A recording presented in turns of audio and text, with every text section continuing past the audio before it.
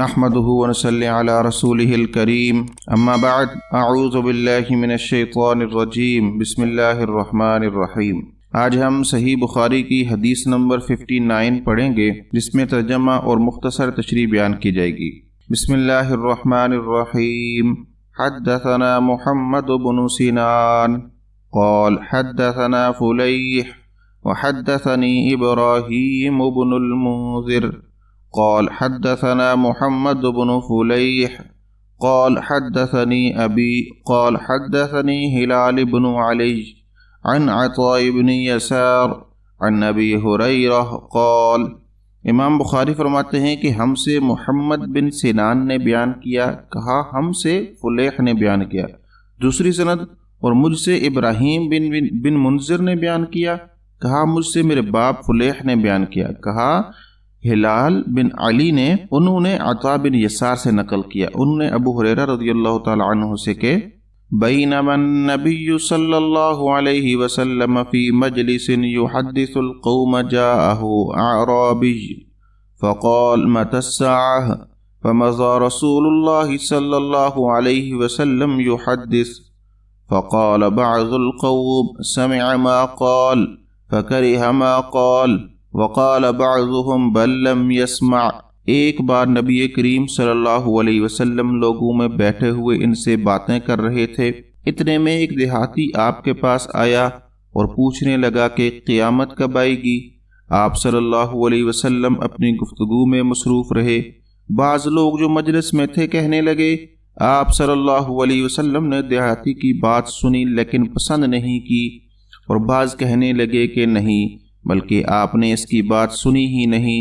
حتی اذا قضا حدیثہ قال این اراہ السائل عن الساعة قال ہا انا یا رسول اللہ قال فاذا زجعت الامانة فانتظر الساعة قال کیف اذاعتها قال اذا وسد الامر الى غیر اہلہ فانتظر الساعة۔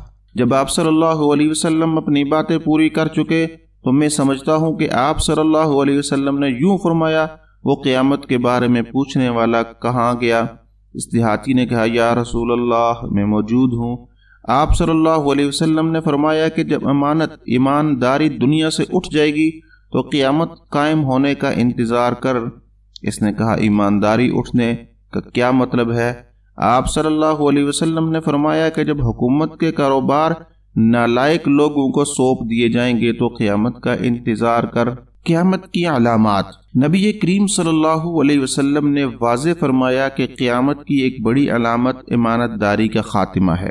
جب لوگ اپنی ذمہ داریوں کو سنجیدگی سے نہیں لیں گے اور معاملات نالائق اور نااہل افراد کے سپرد کیے جائیں گے تو یہ قیامت کے قریب ترین نشانیوں میں سے ہے۔